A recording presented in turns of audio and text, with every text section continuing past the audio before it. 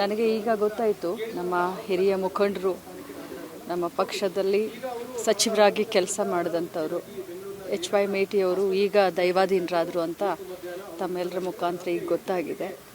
ನಾನು ಈ ಒಂದು ಸಂದರ್ಭದಲ್ಲಿ ಅವರ ಕುಟುಂಬದ ವರ್ಗದ ಎಲ್ಲರಿಗೂ ಮತ್ತು ಅವರ ಅಭಿಮಾನಿಗಳಿಗೆ ಆ ಭಗವಂತ ಧೈರ್ಯವನ್ನು ಕೊಡಲಿ ಮತ್ತು ಈ ದುಃಖವನ್ನು ಭರಿಸುವಂಥ ಶಕ್ತಿಯನ್ನು ಕೊಡಲಿ.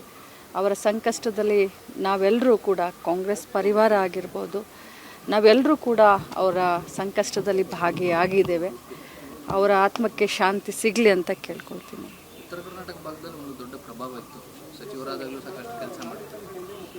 ಹಿರಿಯರು, ಅನುಭವಸ್ಥರು, ಕೋಆಪರೇಟಿವ್ ಸಚಿವರಾಗಿದ್ದರು. ಆ ಸಂದರ್ಭದಲ್ಲಿ ನಾನಿನ್ನೂ ಆವಾಗ MLA ಆಗಿರಲಿಲ್ಲ.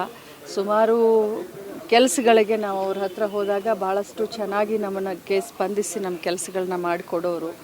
ಆ ಭಾಗದಲ್ಲಿ ಅಂದರೆ ಅವರ ಸಮಾಜದಲ್ಲೂ ಕೂಡ ಅವ್ರಿಗೆ ಅವ್ರದ್ದೇ ಆದಂಥ ಸ್ಥಾನಮಾನ ಇತ್ತು. ಮತ್ತು ಉತ್ತರ ಕರ್ನಾಟಕಕ್ಕೆ ನಾವು ಇದನ್ನು ಮಾಡಿದಾಗ ನಮ್ಮ ಭಾಗಗಳಿಗೆ ಏನು ಸಂಕಷ್ಟಗಳಿದ್ದಾವೆ, ಏನು ಜ್ವಲಂತ ಸಮಸ್ಯೆಗಳಿದ್ದಾವೆ, ಅದ್ರ ಬಗ್ಗೆ ಭಾಳಷ್ಟು ಕಾಳಜಿ ಕೂಡ ಇತ್ತು. ಸೊ ಅದರೆಲ್ಲದನ್ನ ಆ ಒಂದು ಸಂಕಷ್ಟಗಳಿಗೆ ಸ್ಪಂದಿಸುವಂಥ ಕೆಲಸವನ್ನು ಪ್ರಾಮಾಣಿಕವಾಗಿ ಮೇಟಿಯವರು ಮಾಡಿದರು.